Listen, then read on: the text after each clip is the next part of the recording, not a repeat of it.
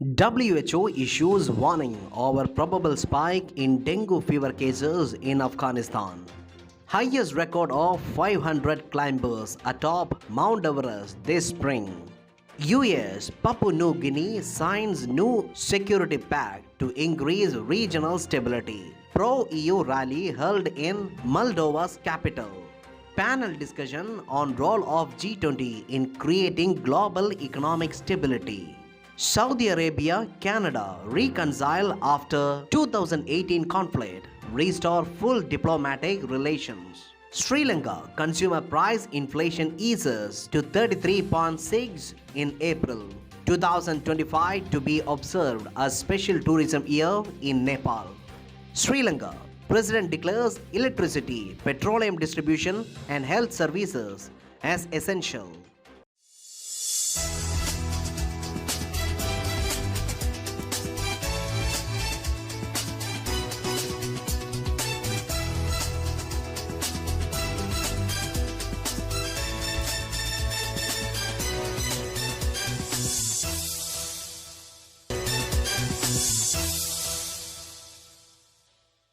The World Health Organization WHO has issued a warning over the probable spike in dengue fever cases in Afghanistan recently.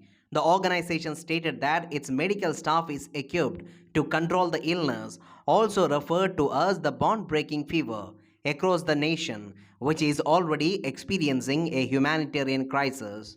The number of dengue cases may rise as the rainy season approaches. Meanwhile, there were 12 groups of 65 female health professionals participating in 3-day program on handling dengue patients. The group also urged Afghans to adopt the necessary safety measures to protect their families from mosquito bites and stop dengue. Around 500 people have successfully climbed the highest mountain in the world, Mount Everest.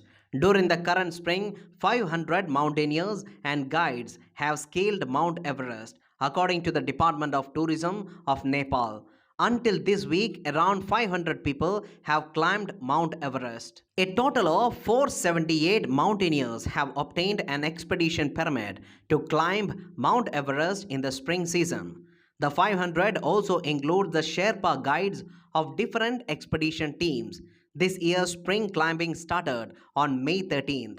The 478 permits issued are the highest in the history to date of the permits to climb Mount Everest in the spring season. This includes 103 women and 376 men from 47 mountaineering teams. The United States signed a new security pact with Papua New Guinea on Monday as it competes with China for influence in Pacific.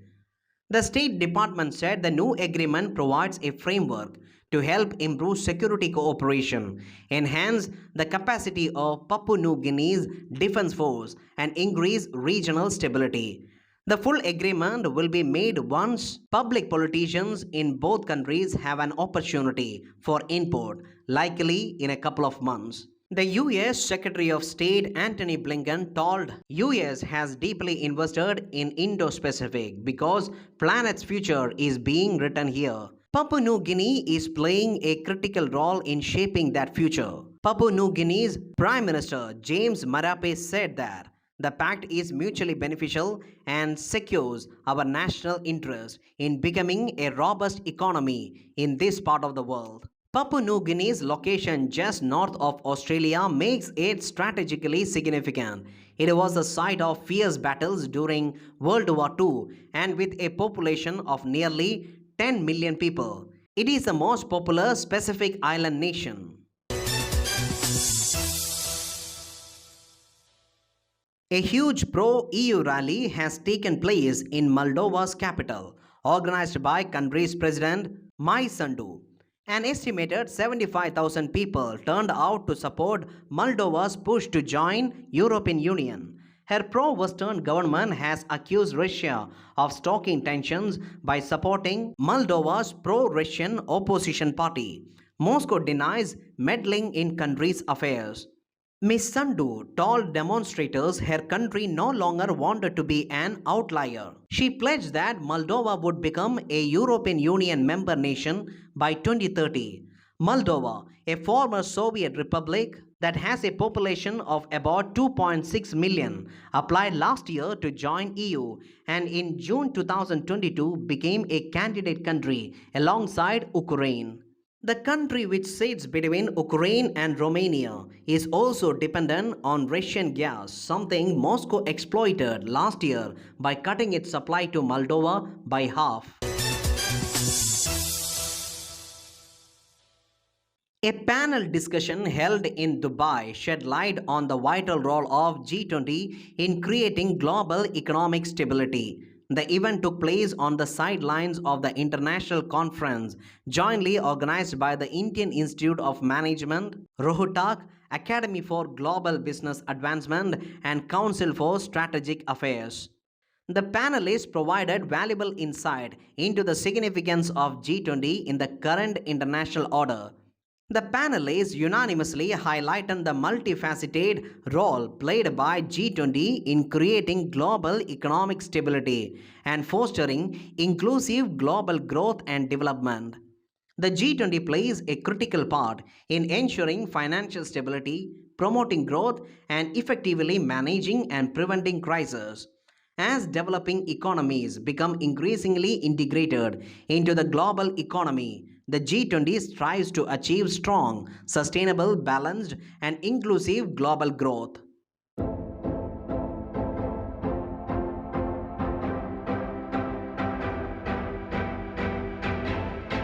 On 21st May 1881, the American Red Cross was founded by Clara Barton. The organization today provides volunteer disaster relief in US and abroad. The community services include collecting and distributing donated blood and teaching health and safety classes.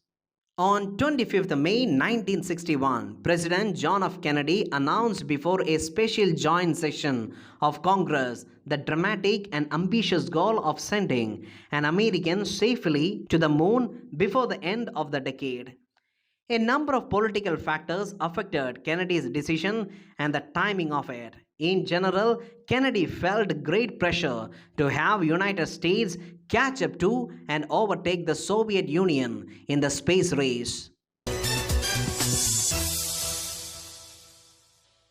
Saudi Arabia and Canada have reached an agreement to restore full diplomatic ties and appoint new ambassadors, bringing an end to a dispute from 2018.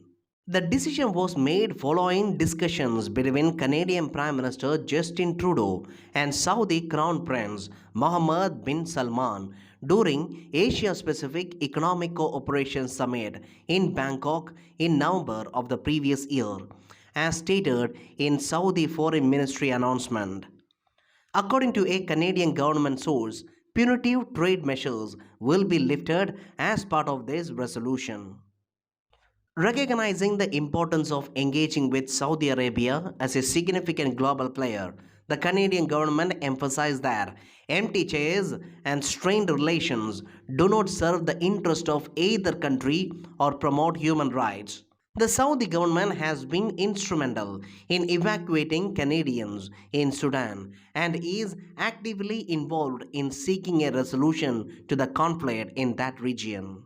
As a part of restoration of ties, Canada will appoint its new ambassador to Riyadh.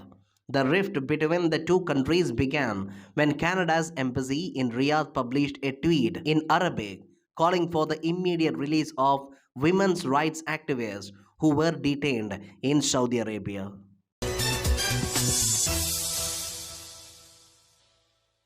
Sri Lanka's National Consumer Price Index based inflation has shown signs of easing. According to Sri Lanka Statistics Department, headline inflation stood at 33.6% year on year for April, a decrease from 49.2% in the previous month.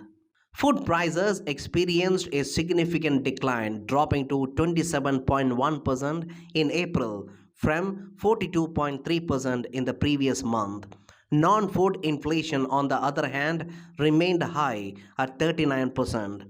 The drop is being attributed to reduced prices of fuel and gas following appreciation of Lankan rupee against dollar by almost 15 to 18%. Inflation had hit a high of 73% in September last year as the island nation spiraled into its worst ever economic crisis since its independence in 1948. Sri Lanka has been grappling with its worst financial crisis in 7 decades, primarily due to economic mismanagement and the impact of COVID-19 pandemic. Earlier, Colombo Consumer Price Index based inflation, which is released monthly, had also showed a decline. The index showed easing of inflation to 35.3% in April from previous months 50.3% as reported by the Statistics Department.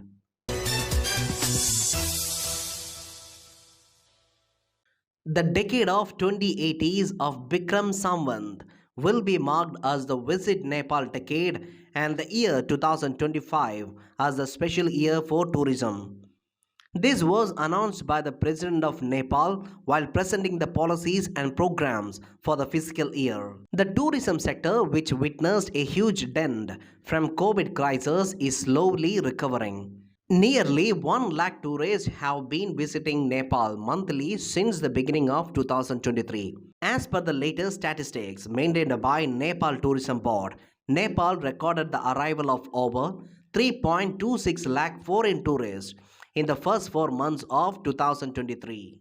Similarly, the president announced that timely revisions would be made to tourism related law.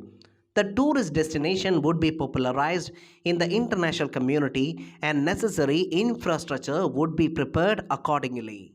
New tourist destinations would be identified in all 7 provinces, and each province will be a cultural village. New mountains would be opened for climbing. Security arrangements for climbers and tourists would be made more reliable. Sri Lankan President Ranil Wickremesinghe has declared electricity, petroleum distribution, and health services as essential. The President issued an extraordinary Gazette notification. This declaration follows a similar Gazette issued on 17th of April, which declared postal services as essential. The newly declared essential services encompass the entire spectrum of electricity supply, as well as the distribution of petroleum products and fuel. Furthermore, it covers all necessary services, labor, and work related to the maintenance and care of patients in hospitals, nursing homes, dispensaries, and similar institutions. The move aims to safeguard the uninterrupted provision of these critical services that are crucial for the well being and functioning of the country.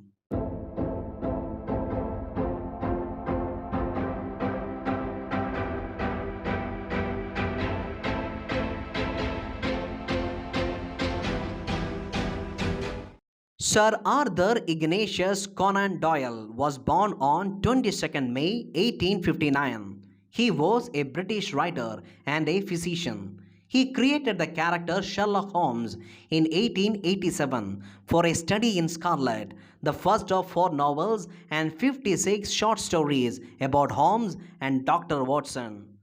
The Sherlock Holmes stories are milestone in the field of crime fiction. Doyle was a prolific writer. Other than Holmes stories, his works include fantasy and science fiction stories about Professor Challenger and humorous stories about the Napoleonic soldier brigadier Gerard, as well as plays, romances, poetry, non-fiction, and historical novels.